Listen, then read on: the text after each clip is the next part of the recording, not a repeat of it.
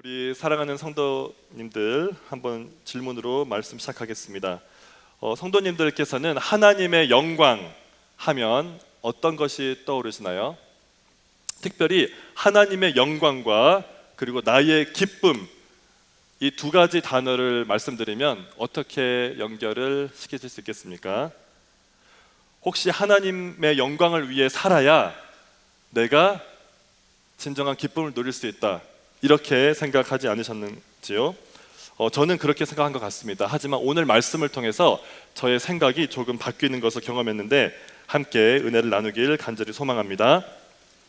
오늘 말씀을 보면 베드로 후서에서 사도 베드로는 위기를 맞는 그런 시간이 있었습니다. 그것은 바로 사도 바울이 기도하고 또 일부 목양했던 교회들 가운데 거짓 교사들이 나타나기 시작한 것입니다. 놀랍게도 교회 내부에서 성도들 가운데 거짓 교사들이 일어난 적도 있었습니다. 그들은 이렇게 말했습니다. 성도들은 세상과 타협하면서 적당히 살아도 괜찮다. 너무 예수 그리스도만 강조할 필요는 없다. 죄와 어느 정도 타협하는 것은 괜찮다. 우리가 죄 많은 세상에 살면서 어느 정도 죄와 타협하는 것 하나님이 너무 뭐라고 하지 않으신다. 다 그렇게 살고 있다라고 하면서 경건한 삶에 대한 강조를 버리고 예수 그리스도에 대한 유일성을 버리는 거짓 교사들이 나타나기 시작했던 것입니다. 사도 베드로는 이에 대해서 단호하게 대답을 하고 있습니다. 오늘 베드로후서 2장 1절을 보면 이렇게 말하고 있습니다. 그러나 백성 가운데 또한 거짓 선지자들이 일어났었나니 이와 같이 너희 중에도 거짓 선생들이 있으리라. 그들은 멸망하게 할 이단을 가만히 끌어들여 자기들을 사신 주를 부인하고 임박한 멸망을 스스로 취하는 자들이라. 여럿이 그들의 호색하는 것을 따르리니 이로 말미암아 진리의 도가 비방을 받을 것이요. 사도 베드로는 베드로 후서의 말씀을 통해서 하나님의 은혜를 아는 사람은 반드시 변화되고 경건한 삶을 살게 될 거라고 선포하고 있습니다. 도덕적으로 거룩하고 정결한 삶을 살도록 하나님께서 성도들을 이끄신다는 약속을 하고 있는 것입니다. 그뿐만 아니라 예수 그리스도만이 우리 모든 성도의 유일한 구원자이시고 하나님 되심을 담대하게 선포하고 있습니다. 이렇게 말하면서 사도 베드로는 바로 오늘 본론 말씀 1장 3절 말씀으로 들어가고 있습니다. 우리 다 같이 1장 3절 말씀 큰 목소리로 읽어보시겠습니다. 그의 신기한 능력으로 생명과 경건에 속한 모든 것을 우리에게 주셨으니 이는 자기의 영광과 덕으로서 우리를 부르신 이를 알므로 말미암음이라. 아멘. 놀랍게도 사도 베드로는 3절 말씀에서 하나님께서는 성도가 생명과 경건에 필요한 모든 것을 이미 그의 신기한 신적인 능력으로 우리에게 베푸셨다고 선포합니다. 원어를 보면 이 3절에서 강조되는 단어가 바로 모든 것이라는 단어이고 주셨다라는 단어입니다. 모든 것이라는 단어는 이 9절에서 맨 앞에 나오고요. 그리고 주셨다라는 단어는 이 동사인데 완료형으로 나옵니다. 이 말은 무슨 말이냐면 성도에게 생명과 경건에 관련된 모든 것들을 하나도 빠짐없이 모두 다 이미 주셨다라는 말씀입니다. 그러므로 주님을 믿고 신앙생활을 하면서 경건한 삶을 사는 것이 너무 어렵다고 생각하고 쉽게 포기하지 말라는 것입니다. 왜냐하면 이미 생명과 경건에 관련된 모든 것을 우리 모든 성도들에게 주셨고 그것을 누리는 방법을 우리가 터득하고 훈련하면 경건한 삶, 거룩한 삶을 우리도 살 수 있다라고 담대하게 선포하고 있는 것입니다. 우리 성도님들은 어떠신가요? 혹시 주님을 따르면서 주님을 닮아 거룩하고 경건하게 살고 싶은데 그것이 너무 힘들어서 포기하고 적당하게 타협하면서 살고 계시지는 않으신가요? 나는 이 부분이 연약하니까 다른 사람들도 이렇게 사는데 이 정도야 봐주시겠지 하면서 상황이나 약점을 핑계로 포기하고 계시다면 주님의 약속을 붙잡고 다시 한번 일어나서 담대하게 믿음으로 싸우시길 축원합니다. 주님께서 우리와 함께 하시고 약속의 말씀대로 우리를 도우실 줄 믿습니다.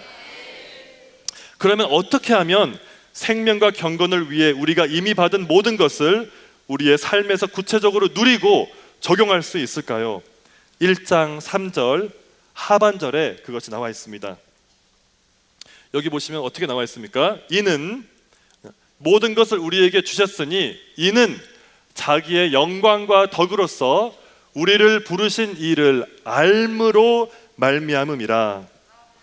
여기 보면 이 모든 것들을 우리에게 주셨는데 그것을 우리에게 주시는 방법은 우리를 부르신 하나님을 알므로써 생명과 경건에 필요한 모든 것을 누리도록 하셨다라는 말씀입니다. 여기서 알미란 지적으로만 이해하고 동의하는 것을 말하지 않습니다. 경험적으로 아는 것을 말합니다. 즉 직접 체험을 통해서 깨닫고 정확하게 분별함을 말하는 것입니다. 우리를 부르신 그 하나님을, 성부 하나님 그리고 성자 예수님을 친밀하게 인격적으로 그리고 1대1로 깊이 알아가는 것, 그 교제를 누림으로써 그분이 어떤 분인지 정확하게 분별할 때 그때 우리는 이 모든 능력을 경험하게 된다는 말씀입니다. 우리 성도님들은 예수 그리스도를 이렇게 알아가고 계십니까? 말씀을 통해, 기도를 통해, 또 예배 시간을 통해 인격적이고 친밀하게 주님과 교제를 누리고 계십니까? 오늘 말씀을 보니까 우리가 주님을 아는 만큼 생명과 경건의 능력이 우리에게 임한다라고 약속하고 있습니다. 아멘. 지난 주일 말씀처럼 예배는 종교적인 의식이 아니라 만남임을 믿습니다. 주님과 친밀하게 뜨겁게 만남을 통해 생명과 경건의 능력을 누리시는 모든 성도님들 되시기를 간절히 축원합니다. 자, 그런데 이 말씀을 조금 더 자세히 보도록 하겠습니다. 우리가 알아가야 할 그분을 어떻게 묘사하고 있는지 다시 한번 3절 말씀 보시겠습니다. 한 번 더 우리가 큰 소리로 읽어보겠습니다. 그의 신기한 능력으로 생명과 경건에 속한 모든 것을 우리에게 주셨으니 이는 자기의 영광과 덕으로서 우리를 부르신 이를 알므로 말미암음이라. 아멘. 말씀을 보면 우리가 매일 더 깊이 알아가야 하는 주님을 아주 독특한 방법으로 묘사하고 있는 것을 볼 수 있습니다. 어떻게 묘사하고 있습니까? 이는 자기의 영광과 덕으로서 우리를 부르신 그분이라고 묘사하고 있는 것을 보십시오. 우리를 부르시긴 부르셨는데 그 부르심의 이유와 근거가 무엇이라고 나와 있습니까? 자기의 영광과 덕으로서 우리를 부르셨다라고 말씀하고 있습니다. 이것은 사실 놀라운 약속의 말씀입니다. 우리를 부르신 이유가 우리의 믿음을 통해 우리를 부르신 이라고 묘사하지 않습니다. 은혜를 따라, 우리가 좋아하는 은혜, 사랑, 은혜를 따라 우리를 부르시니라고도 묘사하지 않습니다. 오직 자기의 영광과 덕으로서 우리를 부르신 그분을 말씀하고 있는 줄 믿습니다. 자, 우리가 여기까지 1장 3절의 말씀을 좀 자세히 살펴봤는데요.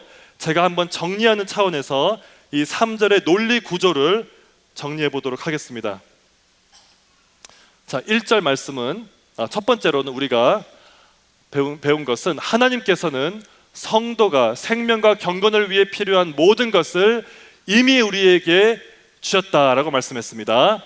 두 번째는 이 모든 것을 누리는 방법은 하나님과 예수 그리스도를 알아가는 것이라는 것을 우리가 배웠습니다. 그런데 세 번째로 하나님과 예수님은, 우리가 알아가야 될 그분은 자기의 영광과 덕으로서 우리를 부르셨다라는 것입니다. 하나님의 영광에 대한 이 단어를 조금 더 자세히 살펴보기 원하는데요. 하나님의 영광은 과연 무엇을 가리키는 것일까요? 성경에 보면은 하나님의 영광은 하나님께서 함부로 사용하시는 단어가 아니라는 것을 알 수 있습니다. 하나님께서는 자신의 영광에 대해서 매우 질투하시며 함부로 그것을 양도하거나 타협하지 않으시는 것을 우리는 알 수 있습니다. 이사야 42장에 보면 이런 말씀이 있습니다. 나는 여호와이니 이는 내 이름이라. 나는 내 영광을 다른 자에게, 내 찬송을 우상에게 주지 아니하리라. 아멘. 하나님의 영광은 하나님의 거룩한 임재, 그리고 다가갈 수 없는 하나님의 하나님 되심을 나타내는 단어입니다. 여러분 혹시 최근에 영화관에서 아주 유명한 영화가 있었는데요, 애니메이션이었습니다. 인사이드 아웃 2라는 영화, 혹시 못 보신 분 계신가요? 네, 거의 없는 줄 믿습니다. 아마 거의 다 보신 것 같습니다. 저도 제 온 가족과 함께 영화관에서 보면서, 제가 보통 영화를 두고 이런 말을 자주 쓰진 않는데 정말 큰 은혜를 받았습니다. 아멘. 여러분, 그 영화의 주인공 라일리라는 그 소녀를 기억하십니까? 그 라일리 이 소녀의 내면 세계를 영화가 아주 너무나 극적으로 묘사하고 있는데, 그 라일리라는 주인공의 내면 세계에는 여러 가지 이렇게 감정들이 있지만 그 감정들 가운데서도 가장 중요한 것은 바로 무엇이었습니까? 한번 보여주시기 바랍니다. 여러분 기억하십니까?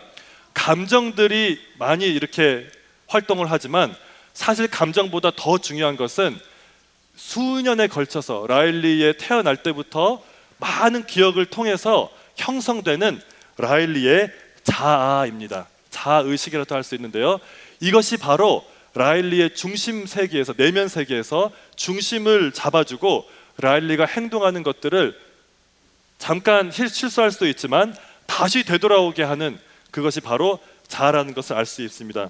물론 사춘기를 거치면서 자아가 한번 파괴되기도 하지만 다시 올바른 자아가 형성됨으로써 라일리가 올바른 선택을 하는 것을 우리는 볼 수 있는데요, 이 하나님의 영광이라는 단어를 제가 생각하면서 떠올랐던 것이 바로 저 그림이었습니다. 하나님의 하나님 되심, 하나님이 어떠한 분임을 나타내는 단어가 바로 하나님의 영광인 줄 믿습니다. 출애굽기 33장에 보면은 모세가 이렇게 기도하는 것을 볼 수 있습니다. 모세가 이르되 원하건대 주의 영광을 내게 보이소서. 하지만 하나님은 뭐라고 하십니까? 20절에 보니까 너가 내 얼굴을 보지 못하리니, 즉 내 영광을 다 보지 못한다는 겁니다. 나를 보고 살 자가 없음이니라. 아멘. 출애굽기 마지막 장인 40장, 우리 2주 전에 이 말씀을 들었습니다. 35절에 보니까 여호와의 영광이 성막에 충만하니까 모세가 들어갈 수 있었습니까?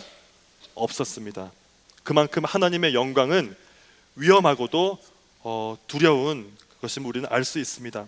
그런데 이 하나님의 영광이 구체적으로 어디에서 어떻게 우리에게 임하였습니까? 하나님께서는 우리에게 임하시겠다, 임마누엘 하시겠다라고 약속을 하셨는데, 요한복음 1장 14절에 보니까 우리가 2주 전에 들었던 말씀 다시 한번 읽도록 하겠습니다. 시작. 말씀이 육신이 되어 우리 가운데 거하심에 우리가 그의 영광을 보니 아버지의 독생자의 영광이요 은혜와 진리가 충만하더라. 아멘. 하나님의 영광이 어디에서 나타났습니까? 그 성막 안에 충만히 거했던 하나님의 영광이 말씀이신 예수 그리스도, 그분이 육신의 몸을 입고 오사 성막이 되셔서, 성막하셔서 우리 가운데 거하셔서 그의 아버지의 모든 영광을 그분이 품고 우리 가운데 임하신 줄 믿습니다. 히브리서 1장 3절에 보면은 하나님의 영광이 어디에서 드러났다고 다시 말씀하고 있습니다. 이는 하나님의 영광의 광채시요 그 본체의 형상이시라. 이 구절은 예수 그리스도에 대한 말씀인데, 예수 그리스도께서 바로 하나님의 영광의 광채임을 믿습니다. 그렇다면 예수 그리스도께서 하나님의 영광을 보여주시는 분이신데, 예수님께서 하나님의 영광을 구체적으로 받으시고 그것을 더 적극적으로 극적으로 보여주시는 그 때가 언제인지를 우리가 알아볼 필요가 있습니다. 요한복음 7장에 보니까 이런 말씀이 있습니다. 39절입니다. 이는 그를 믿는 자들이 받을 성령을 가리켜 말씀하신 것이라. 예수께서 아직 영광을 받지 않으셨으므로. 성령이 아직 그들에게 계시지 아니하시더라. 예수님께서 영광을 받지 않으셨다고 했는데 이것은 과연 언제를 나타나는 것일까요? 히브리서 2장 9절을 보니까 이렇게 나와 있습니다. 곧 죽음의 고난 받으심으로 말미암아 영광과 존귀로 관을 쓰신 예수를 보니. 아멘. 예수 그리스도께서는 죽음의 고난을 받으시고 부활하심을 통해서 하나님의 영광을 온 천하에 드러내신 줄 믿습니다. 예수님께서 영광을 받으신 때, 그리고 하나님께 영광을 돌리신 때는 바로 십자가에서 우리를 위해 죽으시고 부활하신 때인 것을 믿습니다. 다시 한번 우리가 이 3장의 3절 논리구조로 돌아가 보겠습니다. 3절의 논리구조가 어떻게 되었습니까? 세 번째 보니까 하나님과 예수님은 자기의 영광과 덕으로서 우리를 부르신 줄 믿습니다. 이것은 곧 무엇을 가리킵니까? 하나님과 예수님은 자기의 영광, 즉 십자가를 통해서 우리를 부르시고 우리를 구원하신 줄 믿습니다. 그 십자가로 우리를 부르신 그 하나님과 성자 예수님을 알아갈 때 우리는 생명과 경건에 필요한 모든 것을 누릴 수 있는 줄 믿습니다. 이것이 바로 성도가 이 세상에서 승리하며 기쁨을 누릴 수 있는 비결인 줄 믿습니다. 우리 성도님들께서 기도해 주신 덕분에 하나님의 은혜로 저는 필리핀 의료 선교를 잘 다녀올 수 있었습니다. 이번 주일 저녁에 자세한 사역 보고는 하겠지만 제가 간단히 제가 누린 개인적인 은혜를 한 가지만 나누자면, 사실 성도님들께서 저를 위해서 특별히 기도를 많이 하신 것을 저는 알고 있습니다. 왜냐하면 제가 지난 2번 필리핀에 갔을 때 둘 다 쉽지 않았습니다. 첫 번째는 제가 여권을 하나 놓고 갔고요. 두 번째는 제가 직전에 코로나로 아파서 갈 수 없다가 극적으로 마지막에 갈 수 있게 되었습니다. 그래서 세 번째도 주님께서 저를 어떻게 만나 주실까 제가 기다리고 있었는데 아니나 다를까 주님께서 저를 한 번 더 만나 주신 줄 믿습니다. 네, 저의 어리석음으로 제가 자세한 이야기는 못 드리지만 우리 팀원 가운데 저 때문에 아픈 분이 계셨고요, 또 마음이 상한 분도 사실 계셨습니다. 그래서 저는 마음의 부담을 가지고 필리핀에 갈 수밖에 없는 상황이었습니다. 그런데 필리핀에서 제가 말씀을 이렇게 전할 기회가 있었는데, 제가 필리핀에 있는 분들에게 여러분 하나님이 어떤 분이십니까? 라고 질문을 하면서 얻은 대답이 어떤 거였냐면, 하나님은 사랑이 많으신 분입니다. 아멘. 하나님은 인내가 많으신 분입니다. 아멘. 하나님은 긍휼과 자비가 많으신 분입니다. 아멘. 이러한 답들을 제가 빨리 얻을 수 있었습니다. 근데 제가 이렇게 물어봤습니다. 여러분 혹시 하나님이 화를 내시는 분입니까? 그렇게 물어보니까 여러분 혹시 어떤 대답이 나왔는지 아십니까? 한번 성도님들께 여쭤보겠습니다. 하나님은 화를 내시는, 진노하시는 분입니까? 네. 놀랍게도 제가 필리핀에서 이렇게 저희가 이제 불신자들도 초대하고 해서 이제 하는데, 그 많은 필리핀 분들은 종교적으로는 카톨릭 신자들입니다. 명목상의 신자들인데 그분들 거의 다 하나같이 고개를 저으면서 하나님 화 안 내세요, 저한테 그렇게 답을 하시는 겁니다. 그래서 제가 성경 말씀을 토대로 하나님은 때로는 진노하시는 분입니다라는 것을 설명할 수밖에 없었습니다. 그리고 하나님은 죄인에 대해서, 죄에 대해서는 양보하지 않고 타협하지 않고 진노하시는 분이라는 것을 저는 그들에게 먼저 선포하고, 그리고 나서 십자가에서 죄에 대해서 진노하시고 심판하시지만 하나님께 피하는 성도들은 하나님의 은혜로 그의 아들의 십자가를 통해서 구원하시는 하나님을 선포할 수 있었는 줄 믿습니다. 근데 제가 이 복음을 선포하면서 제 자신을 돌아보게 되었습니다. 근데 홍수야, 너는 십자가 앞에서 과연 십자가가 필요한 사람이니? 라고 되묻게 되었는데요, 어떤 대답을 할 수밖에 없는지 아셨습니까? 저도 십자가가 필요한 죄인이라는 것을 하나님 앞에 고백할 수밖에 없었습니다. 그 복음을 전하는 자가 저이지만 마찬가지로 그 복음이 가장 필요한 사람이 바로 저라는 것을 하나님께서 깨닫게 하시고, 그리고 제가 그 십자가 앞에 무릎 꿇게 하신 줄 믿습니다. 우리 성도 여러분, 우리 모두는 하나님의 은혜가 필요한 자들임을 믿습니다. 우리를 부르신 하나님은 우리의 어떠함 때문에 우리를 부르신 것이 아닙니다. 오직 자기의 영광과 덕으로서 그것이 이유가 되어서 우리를 부르신 줄 믿습니다. 그렇기 때문에 우리에게는 소망이 있는 줄 믿습니다. 하나님이 우리를 부르시면은 후회함이 없는 줄 믿습니다.